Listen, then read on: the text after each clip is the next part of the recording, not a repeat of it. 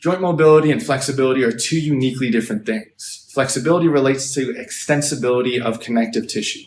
Our connective tissue has viscous and elastic properties, which you can think of as a spectrum. On one end, you have elastic properties, which means increased connective tissue stiffness, which can be important when it comes to improving reactivity and explosiveness. And on the other end of the spectrum, you have viscous properties, which allow for a lot of stretch.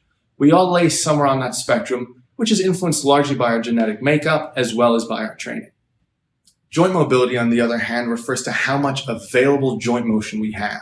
This can be influenced by fluid mechanics within the joint, relative motion between bones, segmental motion, really anything involving the relationship between bones. If you combine joint mobility and flexibility, you have what could be described as your range of motion, overall mobility, or as I prefer to call it, your expression of movement.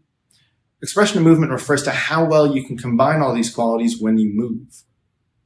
Having more viscous or lax qualities to your connective tissues may seem like a plus because you may be able to get into deeper ranges of motion, but this is compensatory and therefore has costs associated with it. For example, if you had two individuals who could perform a beautiful full depth squat, but one had full normal joint mobility and the other was very flexible, although visually they may look the same, the quality of movement is vastly different.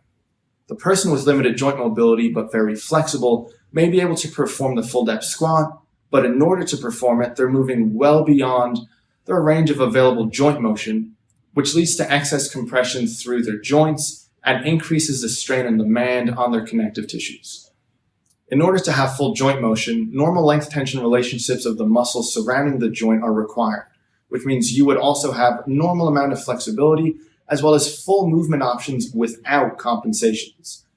Whereas if you have a lot of flexibility or laxity around your joints, other joints in your body will have to stiffen up in order to help create some stability. If flexibility is your solution to more mobility, that is a compensation rather than a solution.